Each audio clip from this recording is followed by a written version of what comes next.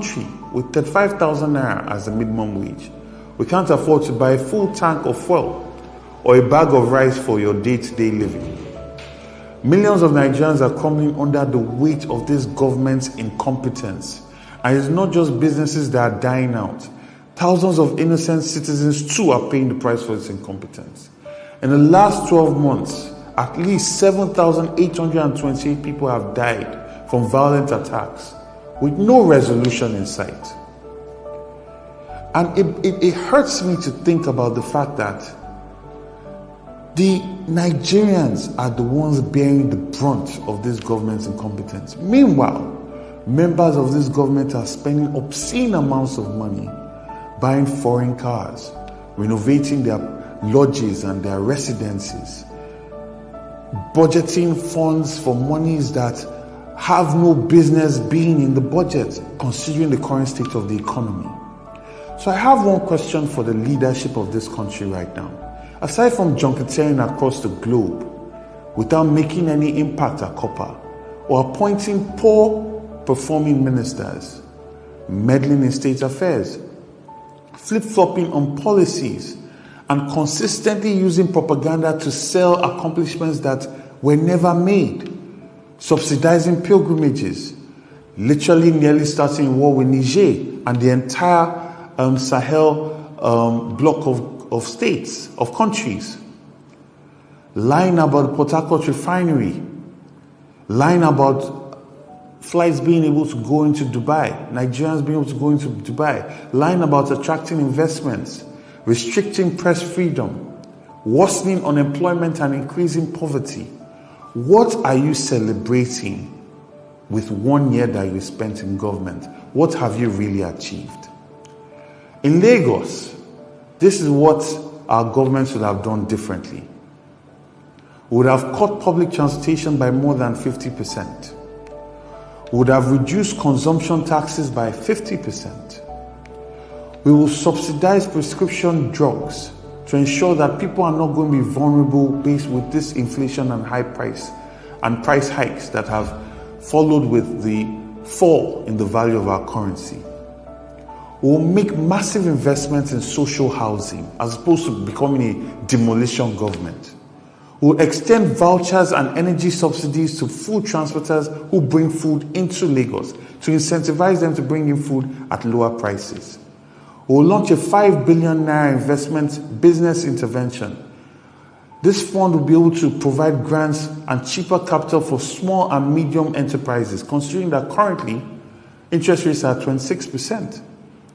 We improve local security by deploying technology, drones, lighting up Lagos, creating an informal means of gathering information, retraining and equipping our neighborhood watch, the officers and the local vigilante groups, bring them into a structured means of surveillance, and we improve our collaboration with the police. We ensure that with these safety measures, we encourage a 24-hour economy. All the above listed are low-hanging fruits that a state like Lagos would have been able to benefit from and ensure that over 24 years that this current government has been in power are fruits that they should have plucked a long time ago. Unfortunately, this is where we are. After 1 year in office, no serious administration should be talking more about what it tends to do without first showcasing what it has achieved. But this shouldn't surprise anyone. This current government did not campaign to serve you. They did not engage the populace to let them know how their lives will be better. So it should come as no surprise that their budgeting and policies don't reflect empathy that shows that they understand the distress that Nigerians are living through. Currently, most families eat once a day or even maximum twice a day, according to the Save Children Foundation. About 15 million children are starving. This means that 1 in 6 children are starving in Nigeria. According to UNICEF, about 25 million Nigerians are undernourished. And according to WFP, 26.5 million Nigerians are projected to face acute hunger between June and August 2024. I personally find these data points to be underreported. and a sign of grave danger ahead. Things are not looking good at all, and it seems there is no end in sight. So now is the time to rally around each other, to support the needy and uplift the weak. We must resist their attempt to break our spirit and impoverish us. I must hold fast to the conviction that a new Nigeria that works for all of us, a Lagos that works for everyone, our Lagos, is indeed possible. God bless you, Lagosians. God bless you, Nigerians. Stay strong. Anarchy loans. Anarchy loans. Anarchy loans. Anarchy loans. Anarchy loans. That's the GRV guy. Brilliant mind. He's just a little bit over 40. And guess the Agberos that Ifnumbu has created over the years, they are not interested in all of that he's saying. And that is why when they go to him, they would rather go there to tell him that he should go to Anambra, he should go to this, he should go to that, why they wallow in the abject poverty, backwardness, miseducation, poor education that has left majority of them very, very strikingly poor. They like it that way. Stop speaking Ogbeni, you can never be governor. Ogbeni, you can never, because these are criminals, supposedly innocent, but they are now criminals who love, who are slaves as well, who actually loves their own chains. This lady is a lawmaker, and in the gathering there, where they are trying to make Tifnumbu comfortable, feel good. At least she had this to say. I represent the good people of Oka North and South Federal Constituency, Mr. Speaker. I'm from Anambra State. Mine is very brief. Like you said, that democracy is also a process where you give other people a chance to speak. And we're celebrating 25 years of independence, 25 years of unbroken democratic system. And for me, this celebration is coming to me with so much mixed feelings, because Nigerians are all watching us. Nigerians are listening to us. Those people we are representing are listening to us. How much of this democracy, unbroken democracy that we are celebrating today, how has it translated to, unbroken food security? How has it transformed into unbroken security in the nation? How has it transformed into unbroken access to education, access to healthcare? And we're talking about celebration of democracy. The democracy is government of the people, for the people, by the people. And it should actually change the lives of our people. We are representing our people. Our people are hungry back home. For me, to be honest with you, Mr. Speaker, there is nothing to celebrate. Oh, you're saying we should not celebrate we should democracy? be looking at celebrating food security. We should be looking at celebrating access to health care. So we should be looking at celebrating. There are a lot of things to celebrate. We know that we have had unbroken.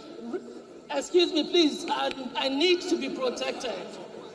I need to be protected, Mr. Speaker. You are protected, but democracy is what is protecting you. So democracy has given you that place you are standing. We have on this floor.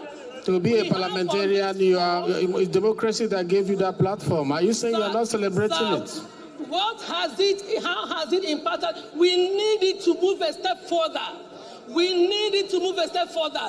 If I am here and it has brought me here, how has it impacted my own people? That's what I'm talking about, Mr. Speaker. Okay, thank you very much. So please, thank you. We are celebrating, I am celebrating, but we should be able to you are celebrating it now. Implement what we have been doing here. Thank you. So you are celebrating it now.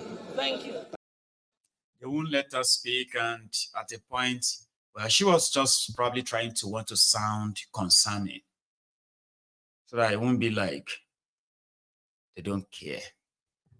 It's like somebody wants to convince you that if Tinubu is, APC has made Nigeria better, you are just the only one who is not seeing it. And then you're like, okay, tell me what you think I am not seeing. And then they begin to sound like the most stupid thing ever, or start sounding like the most foolish person ever you've heard. Because they will be struggling to try to convince you that APC has made Nigeria better, but now only you know this year. He is there cooling off every month with over 35 million naira for being an honorable House of Representative member. And that is just only if she's not engaged in other shady contract chasing, what have you, inside the National Assembly. She will still go home every month with nearly 40 million naira. So she is probably complaining because she would have to take care of herself. And so many people from her community, more and more people are beginning to ask her to help them. And the money she's making from the National Assembly is going to leave her even poorer by the time she's done, because she would have to use the money to feed the people from her constituency that are falling into the economic hardship. So her standing up, kind of trying to act like, oh, I am so concerned. Our people are suffering. Our people are hungry. We should be celebrating healthcare, access to healthcare, unbroken access to education. Those are valid points, but she is not really connected to it. She wanted to try to feel connected to it. And that's why it's easier for them to bully her and shut her up by kind of saying, are you saying we should not celebrate democracy? Yes, I am saying that. What are we celebrating? Yeah, but we are celebrating because it is democracy that brought you. Excuse me, Mr. Speaker. That is not the point. Democracy brought me here, brought you here. And we were here because our people wanted us here too. And the people that brought us here are suffering. But yeah, let us celebrate 25 years of broken democracy. So my point is, when are we going to actually take it serious enough that in this chamber, all these my colleague members who are here now, and those of you who have been here for the past 25 years, there are some of you here who have been here for more than 25 years. You have not impacted in the lives of Nigerians. And I am here as a new member joining you. And I'm saying it to you right now that this democracy that you are making us to celebrate has made the life of our people worse. Then they will tell her to resign. Maybe you should leave this place then. And then she'll be like, no, I can't leave this place. I need my money.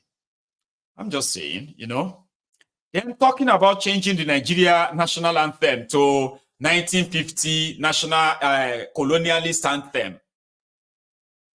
So some people are saying, what do you really have problem with? Do you have problem with the fact that the old national anthem was written by the colonialists, or because of the wordings they used? These were the kind of questions they are trying to ask some people. Can you explain to us what is your disagreement with this old anthem? Is your disagreement with the word used, or because it was written and composed by the colonialists, Britain as well as French? These are the two people that wrote and composed this Nigeria We Hail Thee jargons. So, which one do you disagree with? The wordings or what? So, to me, I have already disagreed with anything that has to do with Nigeria, to be honest. Okay? But here is what I would like to, and this is where I think I'm going to agree with Ozekome. Ozekome is like, this is, okay, great. If somebody wants to say he controls the National Assembly and he can make them do anything, you are changing the Nigeria national anthem without any public hearing, or like a local government areas, they were supposed to be like states were supposed to debate it to status of assembly. They were supposed to debate it. They were supposed to vote on it. They were supposed to go and amend the Nigerian constitution. But they didn't do all of that. Sure you get now. They did not amend the Nigerian constitution to change the anthem. This whole thing you are seeing right now, it is pretty much the creation of Tifnumbu and this gang of state capturers. Because to change the constitution, Tifnumbu and his gang, after the National Assembly says they are moving a bill for it, they would have to send it to the entire state, 36 states of Nigeria. The status of assembly will have to debate on it. Once all of them pass it and say pass, 2/3 of them, then they will return it back to the National Assembly for final vote. That will be when it can now go straight into the Constitution. So that when you open the Constitution, you won't see arise, compassion, no. You will see Nigeria. They haven't done all of that too. Somebody wrote a bill proposing that the national anthem of Nigeria, that Nigeria should now be singing the old one at events, and they make that look like it has been made a law. No, it hasn't. Anyway, it's just in case tomorrow they kind of tell you and say they are doing constitutional amendments so that they can put Nigeria in your constitution. So they need to go to all the states. They need to pass it through all of them. Then return it back to the National Assembly for final vote. Once they now vote on it, then they will now call Tifnumbu to come and sign it. And all documents, all of the government gazette and everything will carry it. But what they are cooking right now is to help massage the ego of Tifnumbu. The end goal, I don't know. But if they can do this, then maybe they can amend the constitution, change the name of Nigeria to start with, go back to regional system of government where all of us were in charge of our own affair. If they can do all of this within 3 days or 4 days, then maybe they can actually include referendum in Nigerian constitution. They can. But think now. What they are doing right now is that what they want to do to satisfy and make a man feel good. And they did all of that in less than 4 days. Right? That means they can put a referendum in the constitution.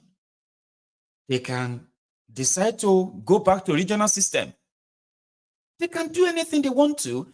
Tifnumbu can. But he won't. So Zekoma is talking. This one is a long watch. Please pay attention. Not energizing. It is not aggregative. I, as a humble, patriotic pan-Nigerian, I've always looked at these issues from that Nigerian perspective, how we can make our country better than it is now. Which was why, Mr. President, sir, as far back as Wednesday, 2nd of July, 2014, that's 10 years ago, at the plenary session of the National Conference, National Confab, I moved the motion for the change of our national anthem back to the one of 1960 on our independence. That motion was hotly debated by the 492 delegates at the National Confab, drawn from every spectrum of the Nigerian society. And it was carried. And indeed, nostalgically, the entire plenary session stood up and sang the old national anthem. So, bringing it back is well overdue. It has better lyrics in context and content, like the Senate President said. It is better than the other one. Indeed, I wrote a book And my Lord, my Senate President, I begin to think I'm in a court of law. I wrote a book titled Nigeria, We Hail Thee, 401 pages. And it was launched at that national conference just before we ended in 2014. I have copies here, about 6, one for the Attorney General, and then you take one to the Senate President, and if I carry the rest to him, he now knows who to give to. I don't want to be accused of partiality. And Mr. President, sir, you will see my argument and my views at pages 268 to 271. So it didn't start today. So I therefore think that when we finally get to Canaan land, this body should be able to give some recognition and appreciation to the National Confab of 2014, chaired by late Justice Legbo Kutugi, with Professor Bolaji Akiyemi as the deputy chairman of the Confab. Let me say that it was not only the national anthem that I argue should be brought back, but that was the only one that said true. The other two matters I argue should be brought back was that the present Nigerian flag of simply green, white, green is too bland. It's too bland. It is not just in terms of lacking in colors, but it is not inspirational. If you look at some flags like that of the US with the stripes and then the 50 stars representing the 50 states, if you look at the flag of South Africa, of the UK, you'll be able to see what I mean.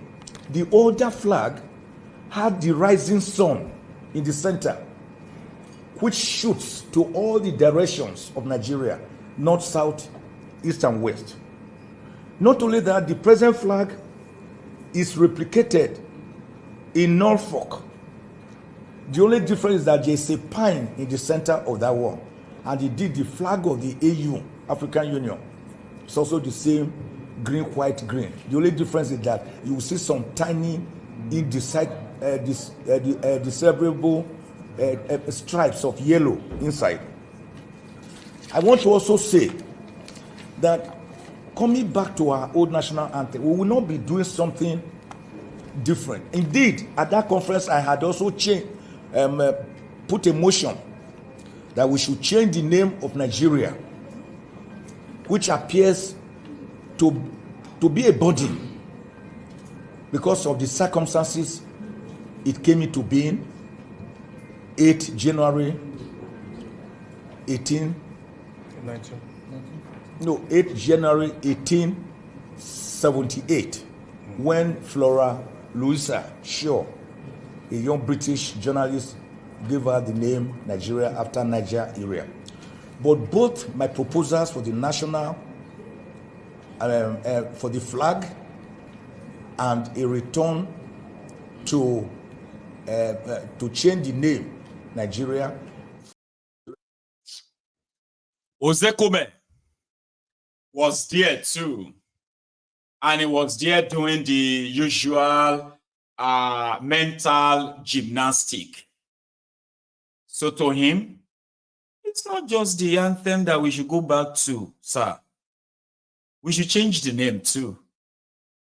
We should go back to the regional system as well. He said that too. He said a lot.